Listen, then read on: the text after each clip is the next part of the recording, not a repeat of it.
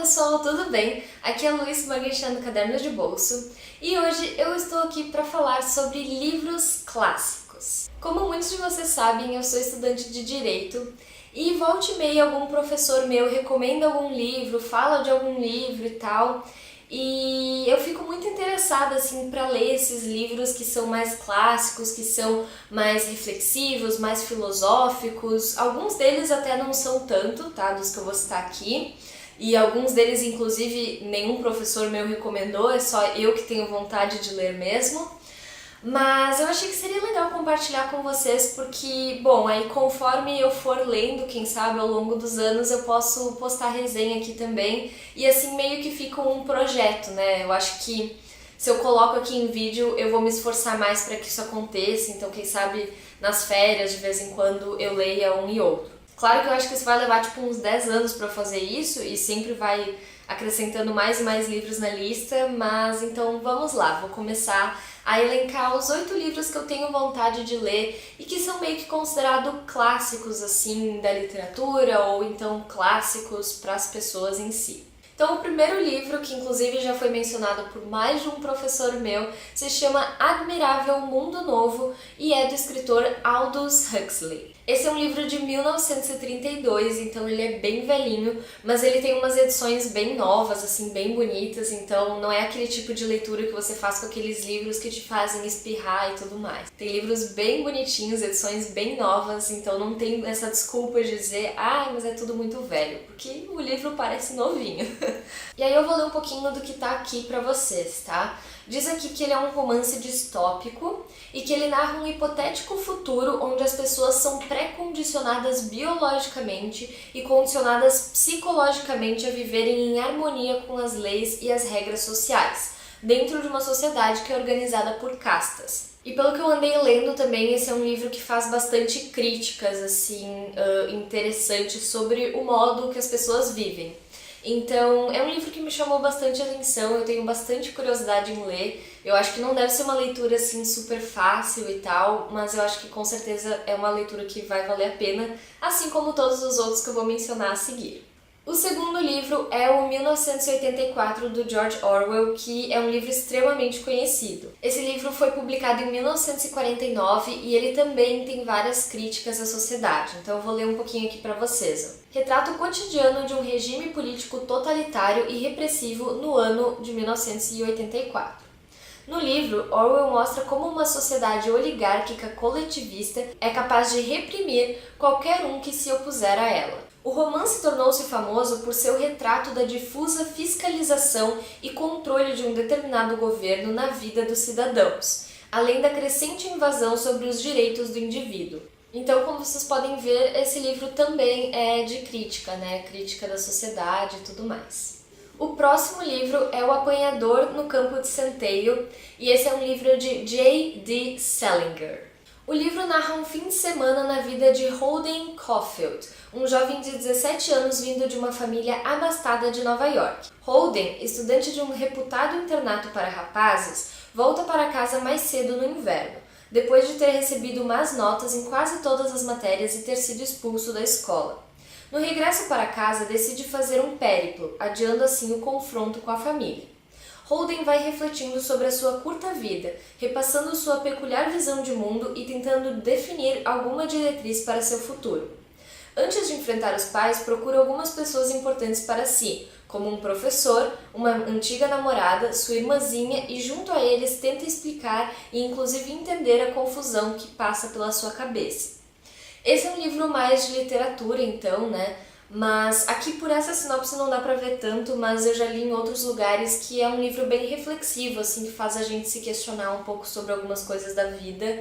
E eu acho esse tipo de livro interessante, ainda mais, né, que é um clássico da literatura americana. Outro livro é Ensaio sobre a Cegueira, do autor português José Saramago, e esse é um livro que inclusive eu já tinha lido alguns capítulos assim, só que eu acabei parando porque eu tive que ler outros livros para a escola e tal, e acabei não terminando. Mas é um livro que eu tenho muito interesse de ler porque eu lembro que eu achei mega interessante o começo do livro.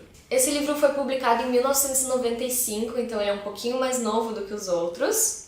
Eu vou ler um resuminho aqui para vocês. A cegueira começa num único homem, durante a sua rotina habitual. Uma cegueira, branca, como um mar de leite jamais conhecida, alastra-se rapidamente em forma de epidemia.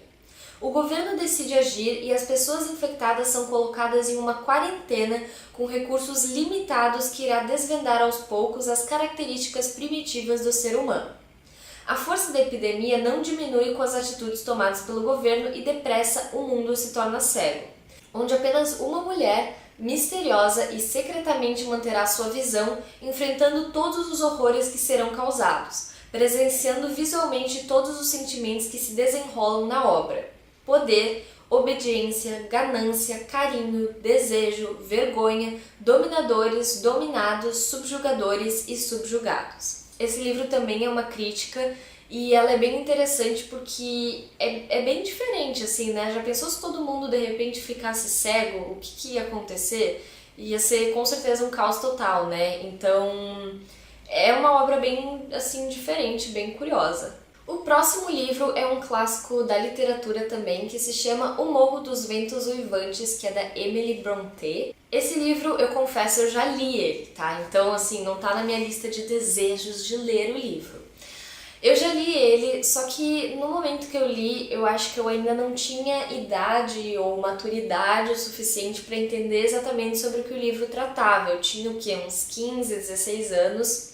Então eu pretendo reler ele um dia, eu até acho que não agora, provavelmente esse é um livro que eu vou esperar até eu ter uns 25, um pouco mais, que eu acho que aí, quem sabe, eu já vou conseguir entender melhor, assim, porque é um livro muito bom, todo mundo sempre fala, assim, muito sobre esse livro, com certeza vocês já ouviram falar dele, e eu quero dar uma chance de entender ele, sabe? Esse livro é de 1847, então assim, ele é extremamente antigo e eu vou ler um resumo para vocês. O locatário da propriedade de Granja da Cruz dos Tordos, localizada em Gimmerton, Yorkshire, fica adoentado. Durante esse período, a governanta Ellen Dean, chamada de Nellie, conta-lhe a história que presenciou da propriedade do Morro dos Ventos Uivantes. Então, aqui tem um resumo, tá? Só que o resumo ele tá meio assim, não resumido. Mas assim, é uma história sobre amor, sobre poder, sobre traição, sobre tudo, assim, é uma história bem forte, é um drama, digamos assim, e eu lembro que eu achei ele bem assim tenso quando eu li pela primeira vez, mas como eu disse, eu não entendi muita coisa dele, nem lembro direito da história, senão eu até daria um resuminho melhor pra vocês.